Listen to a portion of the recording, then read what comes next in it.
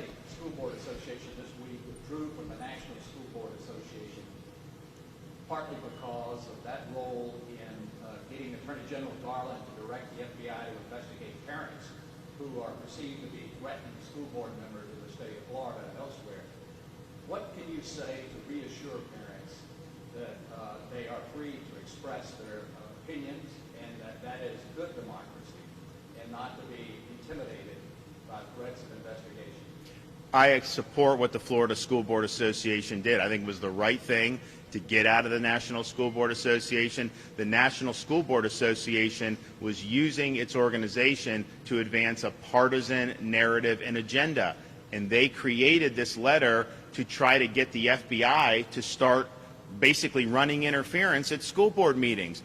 You know, they're not interested in having the FBI go after the guy in Waukesha, Wisconsin, which was an intentional act of terrorism, but they somehow think a parent who is upset that there's bad curriculum being put in school or forced masking or all these other things, that if they speak out, that somehow they are a domestic threat. Give me a break. And when this came out, we were opposed to it from the beginning because I knew what they were doing. They were trying to intimidate parents. They did not want parents to be speaking out. And I can tell you in Florida, parents should speak out.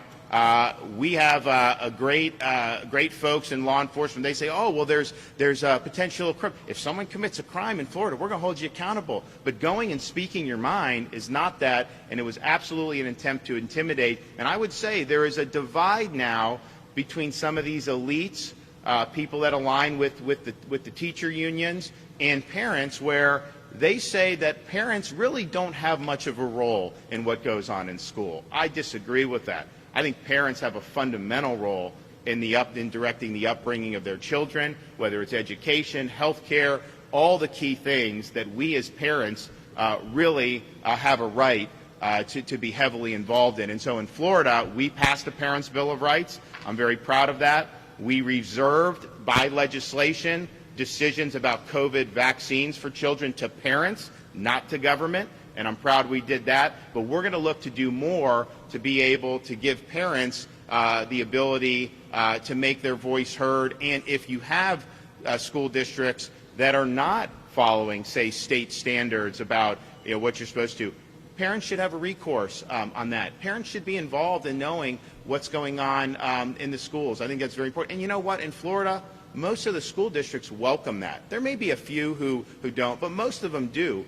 And we were the only big state in the country. Now, granted, I pushed for it and I laid down the law on it. But most of our school districts in 2020, they wanted to go back to school. The union sued us to close the schools, and we said we got to keep them open. And those school districts here in Northwest Florida, they were all on board to make sure to do it right. So I think in Florida, we've got a lot of folks, parents that are concerned, but I think we've got a lot of people in the school districts who want to work with the parents. And so I hope that is really the standard throughout the state of Florida. It's not, unfortunately, the standard in other parts of our country, which we've seen in places like Virginia, where they've really done some bad things to try to keep parents from being able to make their voice heard.